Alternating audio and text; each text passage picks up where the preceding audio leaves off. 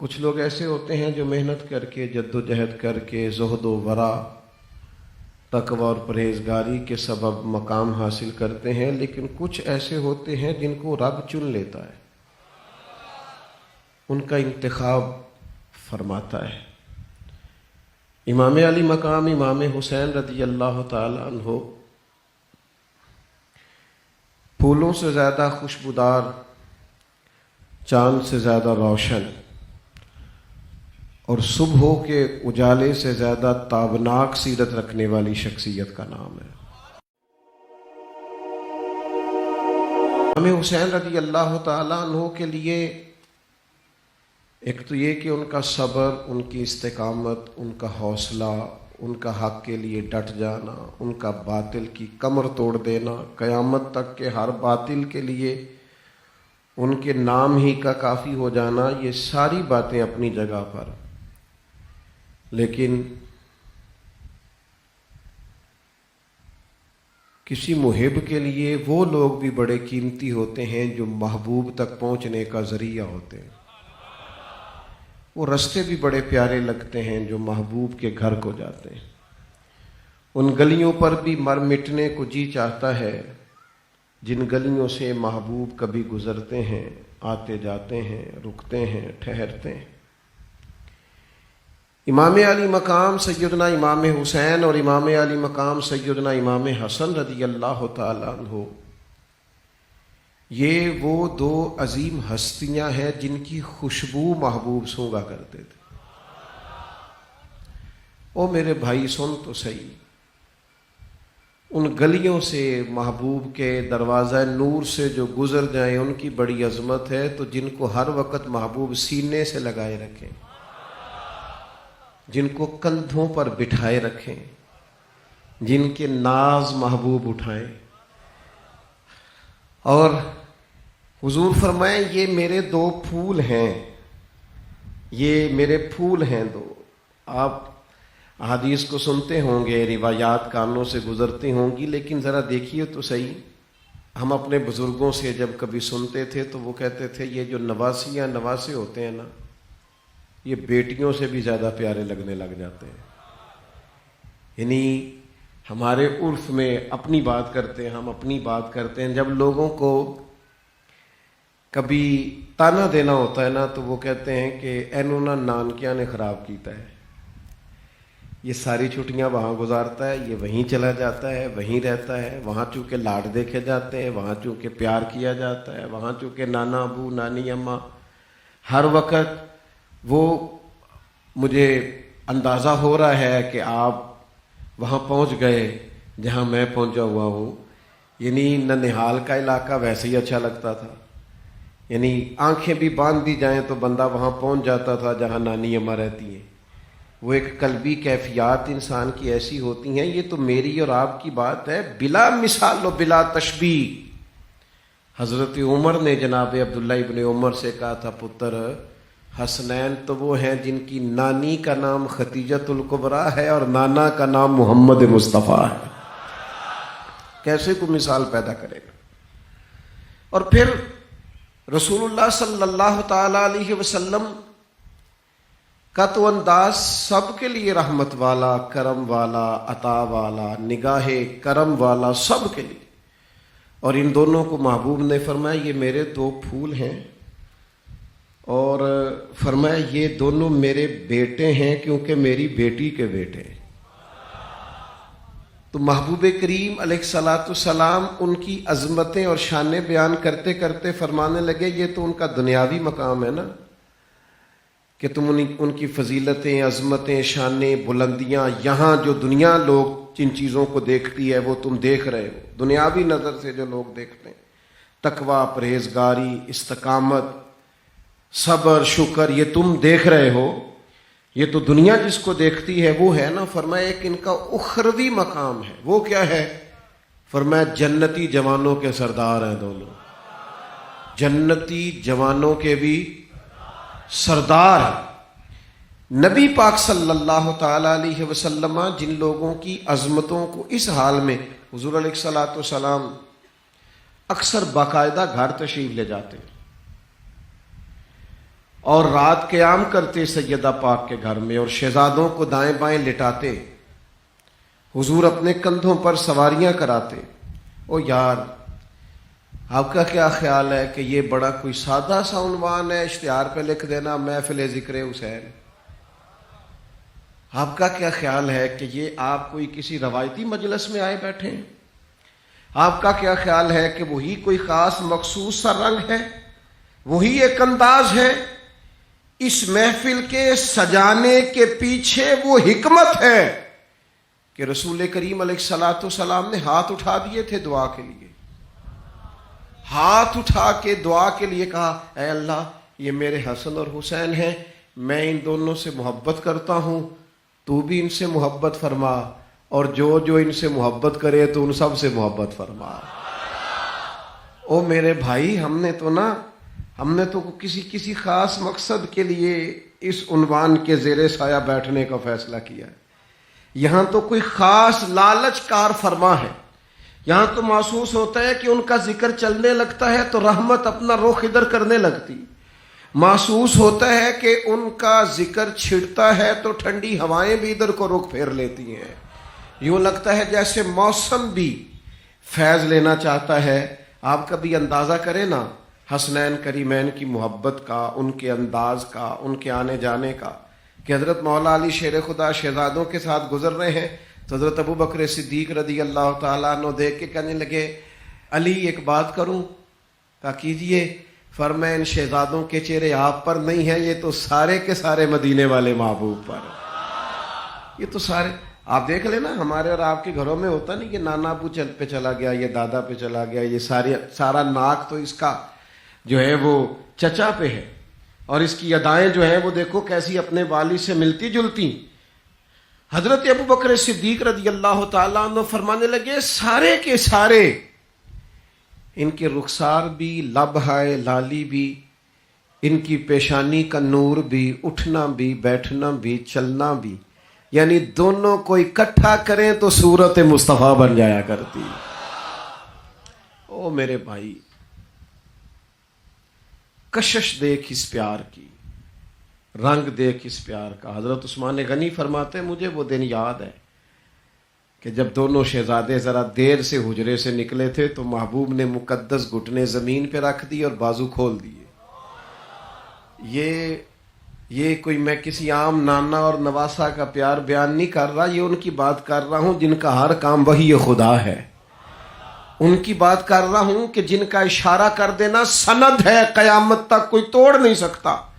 اور محبوب پاک علیہ السلام کا ان سے پیار کرنا، ان کا ذکر کرنا، روز سنتے ہو باتیں، لیکن ان کا مزہ بھی کبھی تنہائی میں لے کے دیکھو، کبھی ان کی کیفیت بھی ہوتے ہیں کچھ رشتے، مطلب ان میں شدت بڑی ہوتی ہے، کیف بڑا ہوتا ہے۔ میں آپ کو اکثر دیہاتی مثالیں دیتا رہتا ہوں، پھر دیتا ہوں۔ کبھی کبھی دوستوں میں کوئی گفتگو ہو جاتی، بات ہو جاتی، تو کوئی کسی کے والد پر یا دیہاتی ماحول میں یا خاندان پر اعتراض کرتا تو ان پڑھ سادہ اور چھوٹا بچہ بھی کہتا گھر تک نہ جائیں بھائی، وہ میری ریڈ لائن ہے۔ چلیں بعد میں دولت آ گئی، حالات اور ہو گئے، بھائی سے ہی رٹا شروع ہو گیا، جائیداد کا بات الگ ہے، لیکن سارے دکھ آزمائشیں سہنے والا بھائی اور ساری دھوپ اکیلے برداشت کرنے والا بھائی، ہلکا سا کسی نے اس کے بھائی کو تھپڑ لگا دیا تو اس کا جوش، اس کا رنگ، اس کی آنکھوں کی سرخی اور اس کا غصہ سنبھالا نہیں۔ وہ تو میرے پرانو مارے ہیں، تیری جرت کیسے ہوئی؟ میرے بھائی کی طرف تو نہ دیکھ، آنکھیں نکال دوں گا، تو ایک دفعہ آ تو صحیح۔ اور کئی لوگ سنبھال نہیں، یار تو بردبار آدمی ہے، اس نے کہا تو ٹھیک ہے پر اس میرے پرا لاکھ چکی ہے، او بھائی تو حلیم ہے، سیانہ ہے، پڑھا لکھا ہے، لیکن کہتا نہیں تو یہ میرے رشتے کا نہیں پتا، میرے ساتھ جو کرتا میں قبول تھا، پر میرے بھائی کی طرف یہ کیسے ہو گیا؟ رشتوں میں حساسیت ہوتی ہے، وہ حساسیت درد پیدا کرتی ہے، وہ حساسیت جذبہ پیدا کرتی ہے، وہ حساسیت جلال پیدا کرتی، وہ حساسیت وہ جو باپ اپنے بیٹے کو 2 تھپڑ مار کے ساتھ والے کمرے میں جا کے رو پڑتا ہے نا،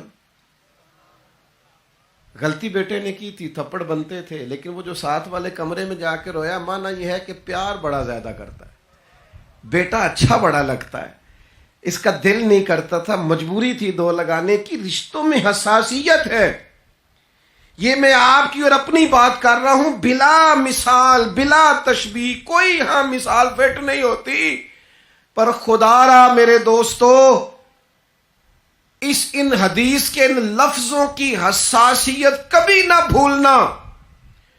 جتنے مرضی لوگ دنیا میں آئے، کلام کریں، گفتگو کریں گے، تقریر کریں گے، واعظ کریں گے، نصیحت کریں گے، لیکن رسول کائنات محبوب کریم علیہ السلام کا یہ فرمان قیامت تک اپنی جگہ پر حساسیت سے قائم رہے گا۔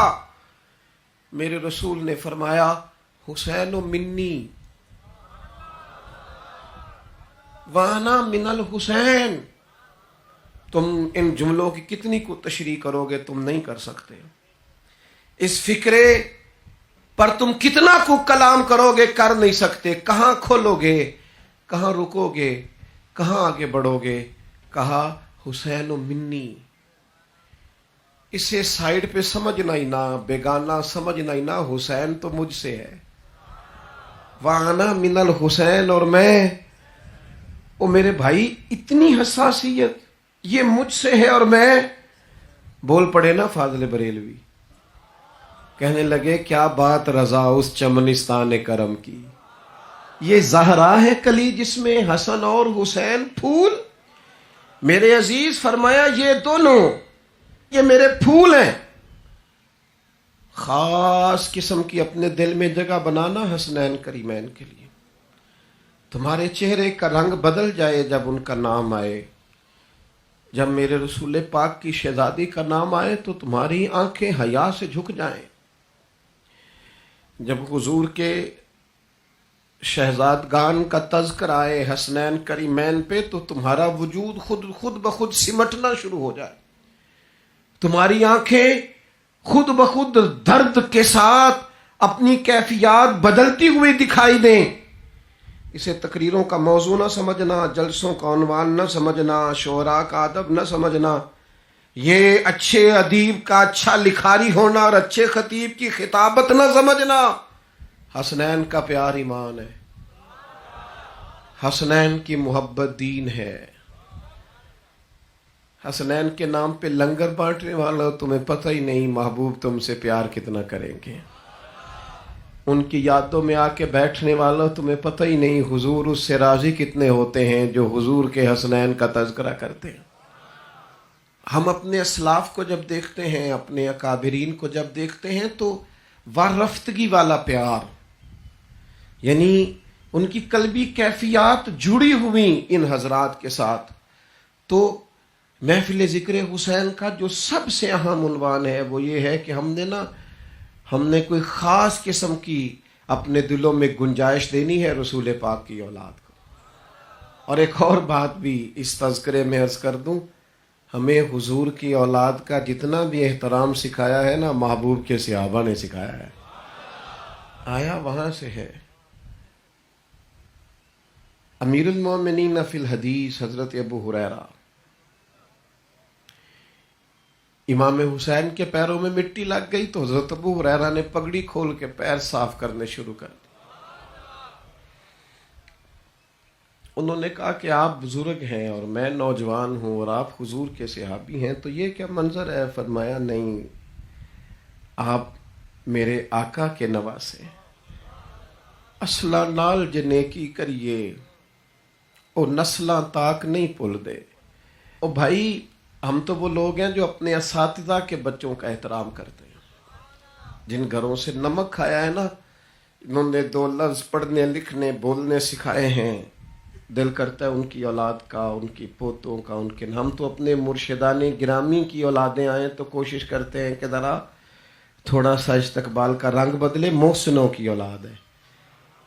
تو جب ہم اپنے محسنوں کی اولاد کا اتنا قدر کرتے ہیں تو جو رسول پاک کی اولاد ہے، جو نبی پاک علیہ السلام کی اولاد ہے، اس لیے ان کو کبھی بھی تقریروں کا عنوان یا خطبوں کا عنوان سمجھ کر نہیں، روایتی محفلیں نہیں، اس میں خاص ذوق ہو، خاص درد ہو، اس کے اندر آپ کی کیفیات کا رنگ تھوڑا انوکھا ہو، آپ کے جذبات محبت تھوڑے انفرادی ہوں، نہیں آپ محسوس کریں کہ آپ کے وجود پر بجلیاں دوڑتی ہیں جب ان پاک باز لوگوں کا نام لیا جاتا ہے، جب ان کے تذکرے کیے جاتے ہیں، جب ان کے لیے کوئی جملہ بولا جاتا ہے، تو میں آپ کی خدمت میں پہلی بات تو یہ عرض کروں گا کہ خاص محبت حسنین کے ساتھ. اور پھر یہ کہ آخر ہم نے ان سے سیکھنا بھی تو ہے نا، آخر ہم نے زندگی کے شب و روز میں انہیں اپنا مقتدا بھی تو مانا ہے نا.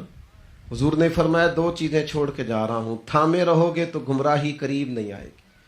ایک کتاب چھوڑ کے جا رہا ہوں اللہ کی، اور ایک اپنا خاندان چھوڑ کے جا رہا ہوں.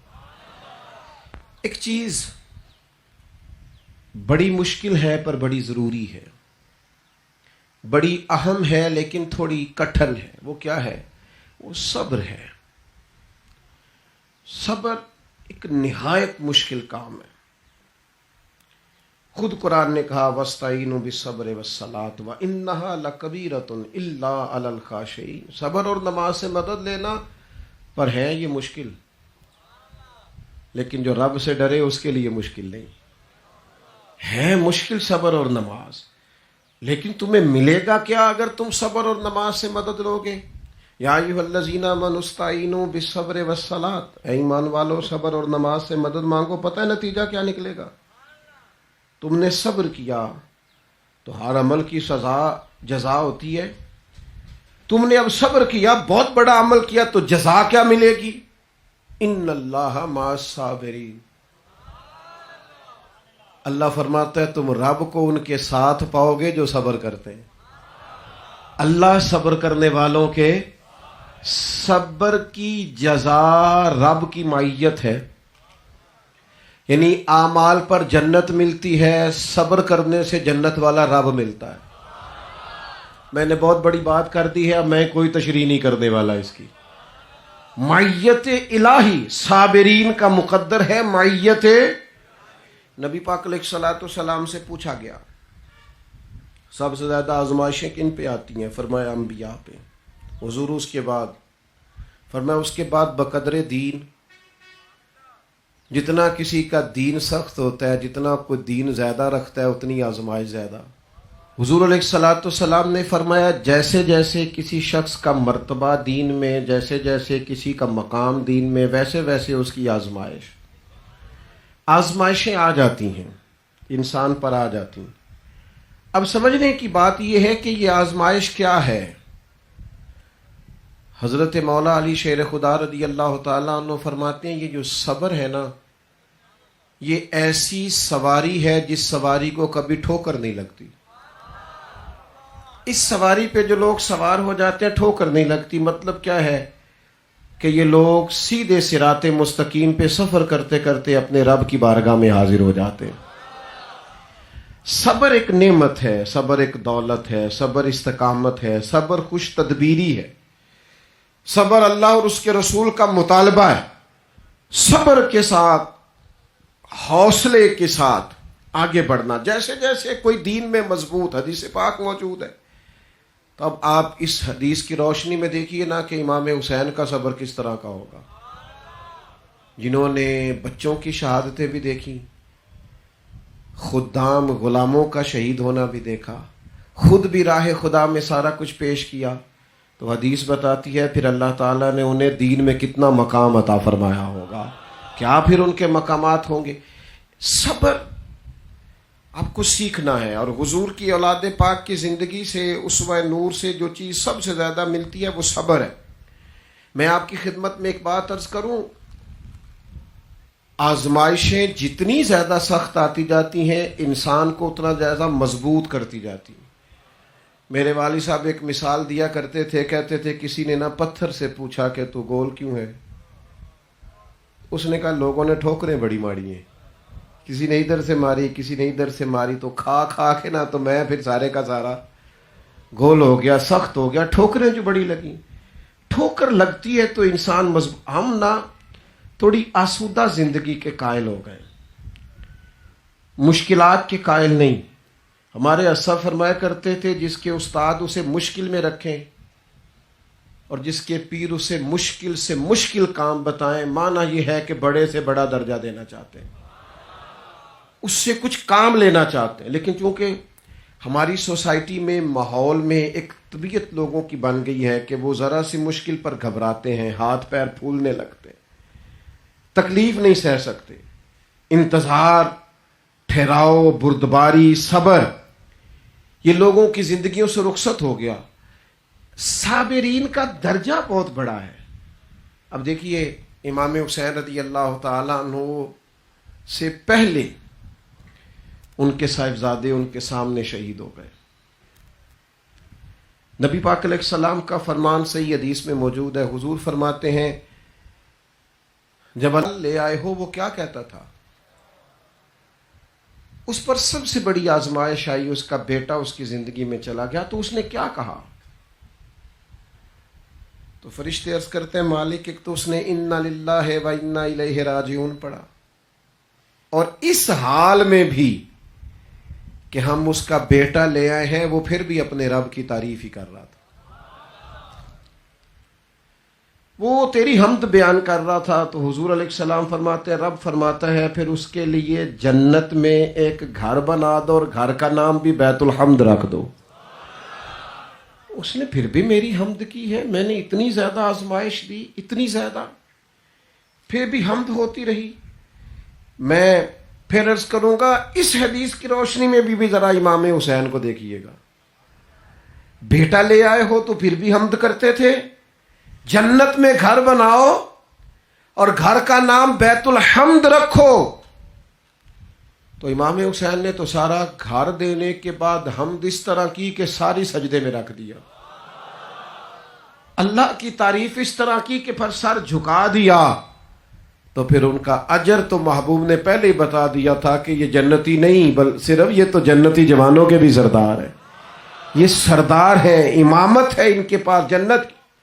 میرے عزیز، ہم نہ آہستہ آہستہ ٹوٹ رہے ہیں، ذہنی طور پر قوم بکھر رہی ہے۔ کوئی بھی ایک منفی بات آپ سوسائٹی میں چھوڑ دیں وہ بڑی جلدی پروان چڑھنے لگتی ہے۔ ہمارے لہجوں سے، ہمارے لفظوں سے، ہماری ملاقاتوں سے بے صبری چھلکتی ہے۔ ہمارا روزمرہ کا انداز بتاتا ہے کہ جس چیز کی سب سے زیادہ ضرورت ہے وہ حوصلہ، تدبر، صبر، استقامت۔ امام حسین کے بڑے درجات تھے، اور میں کہہ چکا ہوں کہ اللہ کے چنے ہوئے لوگ تھے، لیکن اس کے باوجود اللہ نے ایک نظم بنایا ہے، ایک ترتیب بنائی ہے، ایک اس کی حکمت کا تقاضا ہے کہ رب کے ہر بندے کو آزمائش سے گزرنا ہے، وہاں سے ہو کر اسے اللہ کے حضور حاضر ہونا ہے۔ لیکن عجیب لوگ ہیں نا، سارے ہی درجہ چاہتے ہیں، ہر بندہ عزت چاہتا ہے، ہر شخص بلندی چاہتا ہے، ہر شخص مرتبہ چاہتا ہے، اور امتحان دینے کو تیار ہے۔ حالانکہ نامی کوئی بغیر مشقت نہیں ہوا، 100 بار جب عقیق کٹا تب جا کر نگی ہوا۔ یہ جو بغیر محنت کے آگے جانے والے ہیں نا، یہ ناراض نہ ہو جائیں، یہ خوابوں کی دنیا کے بادشاہ ہیں۔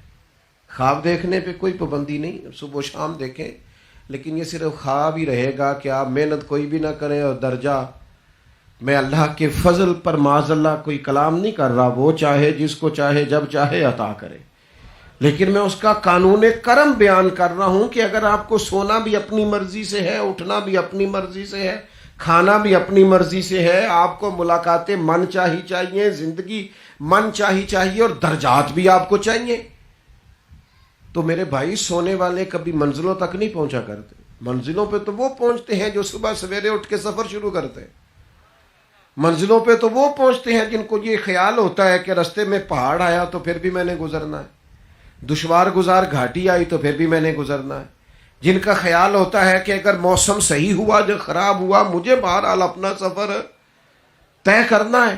اپنی زندگی میں امام حسین رضی اللہ تعالیٰ عنہ سے یہ سیکھ لو اچھے طریقے سے کہ آپ کے اندر کمال کا صبر ہونا چاہیے، کمال کا۔